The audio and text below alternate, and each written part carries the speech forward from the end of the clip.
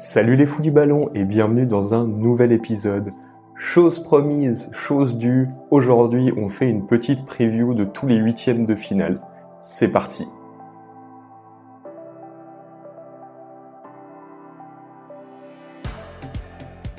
Ah là là, ça fait déjà 2 jours que la phase de poule s'est terminée et pourtant cet euro nous manque déjà.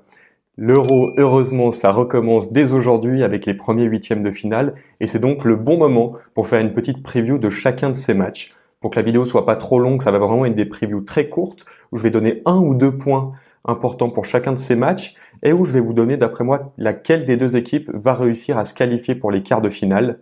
Je vais pas donner les scores cette fois-ci parce que si vous nous suivez depuis un petit moment, vous remarquerez que Johan et moi, on n'est pas très très bons pour donner des pronos, donc je vais déjà me simplifier un petit peu la tâche. Et trêve de bavardage, on va directement passer au premier match qui a lieu aujourd'hui à 18h, Pays de Galles-Danemark. Deux équipes un petit peu coup de cœur, hein. D'un côté le Danemark, on sait, il y a eu ce gros drame avec Christian Eriksen au premier match, mais on a vraiment vu une équipe sur les deux autres qui a vraiment pratiqué un très joli football, un football très attrayant, et ça va être très agréable à nouveau de les regarder d'après moi. Et de l'autre côté, un Pays de Galles qui vraiment est très intéressant à regarder jouer, qui joue différemment selon son adversaire, et qui a quand même des individualités plus qu'intéressantes, et c'est une équipe très dangereuse au final. J'imagine quand même un match un petit peu comme Suisse-Pays de Galles à la première journée, avec un Pays de Galles qui va défendre bas face à un Danemark qui va faire le jeu, mais le Pays de Galles va pouvoir, sur des contres ou des coups de pied arrêtés, essayer d'être dangereux. Je pense par contre que le Danemark a beaucoup plus de qualité que la Suisse avait montré lors de ce premier match, et j'imagine quand même que ce plan a pas mal de failles, a pas mal de limites. Et je pense tout de même, surtout avec un Damsgaard qui a vraiment été étincelant depuis qu'il est titulaire avec le Danemark, je pense que le Danemark a plus de cartes en main pour gagner ce match. Et si ce Pays de Galles joue comme je le pense, avec un bloc bas, ce Danemark va être capable de se qualifier. Le deuxième match de la soirée oppose l'Italie à l'Autriche. Alors là, c'est peut-être le match le plus déséquilibré de ces huitièmes de finale. D'un côté, une grande Italie qui a été impressionnante, qui n'a pas pris de but dans son groupe.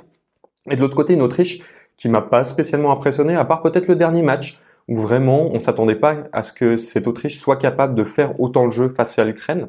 Maintenant, cette équipe d'Italie a beaucoup trop de qualité d'après moi pour être inquiétée par l'Autriche. Je pense qu'elle va dominer tous les compartiments de jeu et je ne vois pas comment cette Autriche va être capable de réellement apporter du danger. Même sur coup de pied arrêté, l'Italie est trop bien organisée. Je pense que à nouveau, l'Italie va sortir une masterclass et ira en quart de finale. On passe maintenant au match dimanche et le premier match, c'est Pays-Bas-République tchèque. Un match qui aurait pu être intéressant si la République tchèque avait réussi à garder le rythme par rapport à son premier match où ils ont vraiment été intéressants face à l'Écosse. Mais petit à petit, on a senti que cette République tchèque baissait le pied, était de moins en moins forte. Au contraire des Pays-Bas qui me semblent être vraiment bien partis, bien lancés. Et je pense que ces Pays-Bas vont réussir à imposer leur rythme dès le début. Et on le sent, la République tchèque, s'ils n'ont pas le contrôle du match, ils ont beaucoup de peine. Et là, je pense que c'est un match où ils vont avoir beaucoup de peine, même si les Pays-Bas, il y a de la place dans leur dos. On sait, c'est une équipe qui attaque à beaucoup et donc du coup, il y a de la place à voir si cette République tchèque est capable de combiner. Elle sait le faire. On va voir si elle est capable de combiner pour réellement réussir à passer le pressing hollandais et être capable d'inquiéter la Hollande. Je pense tout de même que les Pays-Bas sont mieux armés et devraient se qualifier sans trop de soucis. Le dimanche soir, déjà un gros match, un des matchs les plus attendus de ces huitièmes, Belgique-Portugal. D'un côté, une Belgique qui a vraiment été maîtresse de son groupe, que des victoires sans appel, même si elle a été en difficulté face au Danemark. On a senti que dès que les gros joueurs rentraient, notamment un Kevin De Bruyne, ça change tout. De l'autre côté, un Portugal qui a un peu déçu sur ses 2 premiers matchs, mais après, il y a eu ce dernier match face à la France où j'ai vraiment trouvé un Portugal très intéressant. Le fait d'avoir sorti Bruno Fernandes, ça redonne une vraie cohésion de jeu. On sent que Bruno Fernandes a de la peine à trouver sa place dans cette équipe du Portugal. Et sans lui, ça ralentit moins le jeu et je trouve cette équipe beaucoup plus fluide et beaucoup plus intéressante. Sur le papier, quand même, la Belgique est au-dessus. Notamment parce que si vous regardez un petit peu les matchs de ce Portugal, il y a 2 façons de mettre en danger la défense portugaise, ou passer sur les côtés et vraiment écarter, histoire de pouvoir combiner après dans les demi-espaces, ce que l'Allemagne a très bien fait face au Portugal en leur plantant 4 buts, ou bien au contraire jouer en profondeur avec un très bon passeur et un joueur capable de réellement prendre la profondeur. C'était le cas notamment du 2-1 de Benzema lors du match France-Portugal. En fait, la Belgique est capable de ces deux choses. Elle a une formation en 3-4-3 qui lui permet ça, qui lui permet réellement d'écarter et après d'aller jouer dans les demi-espaces avec un Eden Hazard, avec un Kevin De Bruyne. Il y a des joueurs capables de faire ça. Et d'un autre côté, ils sont capables de réellement prendre la profondeur. Lukaku, c'est un joueur qui est vraiment capable de ça, ou bien au contraire de jouer pivot pour lancer un autre joueur dans la profondeur. Kevin De Bruyne, c'est un magnifique passeur, donc il y aura des espaces. Mais après, faut pas sous-estimer ce Portugal et faut pas sous-estimer un homme, c'est Cristiano Ronaldo. Et juste lui, ça peut être un facteur X. Et je sais pas, j'ai cette petite intuition que Cristiano Ronaldo va refaire un très gros match. Et j'imagine le Portugal passer, même si la Belgique est favorite, j'imagine quand même ce Portugal passer à l'expérience et grâce à un très très grand CR7. On arrive maintenant sur les matchs du lundi. Le premier, c'est Croatie-Espagne. Une rencontre qui pourrait être très intéressante si on avait eu une Croatie beaucoup plus maîtresse lors de ces phases de poule, mais on sent que c'est une équipe en fin de cycle malheureusement. On sent aussi que c'est une équipe qui a beaucoup de peine à être intéressante quand elle ne contrôle pas le rythme du match. Et face à cette Espagne qui a toujours su contrôler ce rythme et qui maintenant en plus a réussi à trouver du réalisme face au goal, ça va être très compliqué pour cette équipe croate. Face à l'Espagne, le seul moyen de réellement être dangereux, vu qu'on n'arrive pas à avoir le ballon, c'est être très très bon en transition et être très tranchant là-dedans. Et cette équipe croate n'en est pas capable, ou en tout cas ne l'a pas montré sur ses 3 premiers matchs. Il y a toujours la possibilité d'avoir l'étincelle Modric, qui reste un des meilleurs joueurs au monde encore aujourd'hui. Il y a encore cette possibilité, mais je pense quand même que l'Espagne devrait se qualifier sans trop de soucis. Le match du lundi soir à 21h, c'est un match que personnellement je vais suivre évidemment, c'est France-Suisse. Donc sur le papier évidemment c'est une rencontre ultra déséquilibrée. La France c'est une toute grande équipe, sortie leader du groupe de la mort, sans défaite, c'est quand même assez impressionnant. En face la Suisse a enfin convaincu face à la Turquie, mais ces 2 premiers matchs étaient un petit peu insipides. Est-ce que la Suisse a les armes pour vraiment déranger cette équipe de France? J'ai des doutes. Après il y a ce espoir en guillemets du fait que Hernandez, Digne et même maintenant Rabiot semblent être out côté France pour ce match. Donc qui sera le latéral gauche de cette équipe de France? C'est une grosse question. Il est possible du coup que cette équipe de France joue avec 3 défenseurs.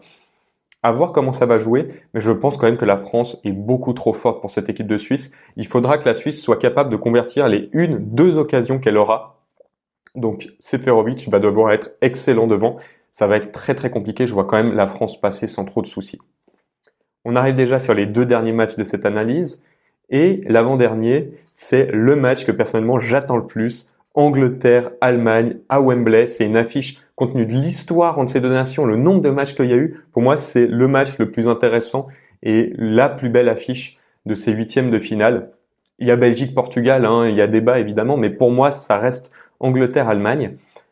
C'est compliqué dans le sens où ces 2 équipes qui ont quand même déçu lors de ces phases de poule. Ce 2-2 de l'Allemagne face à la Hongrie, c'est quand même assez honteux. On voit quand même qu'il y a pas mal de failles derrière, à voir si l'Angleterre sera capable de les exploiter. Devant l'Allemagne, ça reste stéréotypé. À part un Kai Havertz que je trouve très intéressant, très remuant, les autres, on attend beaucoup mieux d'eux.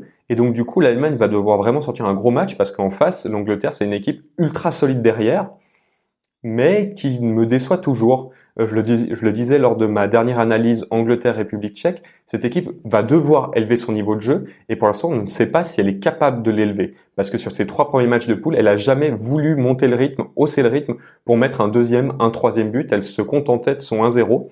Et j'ai hâte de voir si cette équipe d'Angleterre est capable d'élever son niveau de jeu parce qu'elle sera obligée face à l'Allemagne. L'Allemagne, ça reste un gros morceau.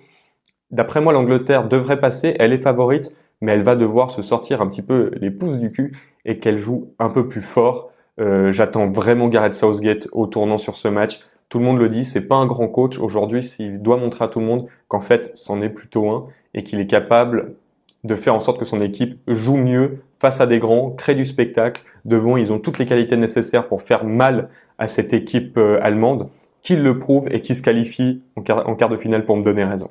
Le dernier match, c'est au contraire le match qui m'intéresse le moins. Pas sûr que je le regarde d'ailleurs, c'est Suède-Ukraine. 2 équipes qui sont pas extraordinaires à regarder jouer. Il y a eu l'étincelle Forsberg et toujours Isaac devant qui sont extraordinaires côté Suède. Côté Ukraine, c'est une équipe qui m'a vraiment intéressé lors du premier match face aux Pays-Bas. Puis petit à petit, elle s'est éteinte et on l'a vu lors du dernier match face à l'Autriche, elle n'était même pas capable de faire le jeu face à une équipe d'Autriche qui d'après moi est plus faible. Il faudra que cette Ukraine se reprenne, mais est-ce qu'elle aura les capacités de se reprendre et de créer du jeu intéressant face à un bloc suédois très compliqué à bouger? En plus, on le sait, Kulusevski sera de retour côté suédois. Ça risque de faire mal en attaque et je ne suis pas sûr que la défense ukrainienne arrive à tenir le choc. La Suède m'enchante pas des masses, mais je pense qu'elle sera en quart de finale pour cette compétition. Voilà, on en a déjà fini pour ces 8 previews. En tout cas, je me réjouis de regarder ces matchs. Que vous soyez d'accord ou non avec mes previews, je vous attends dans les commentaires, ça me fait toujours plaisir de vous lire. Un petit like aussi, ça fait toujours plaisir.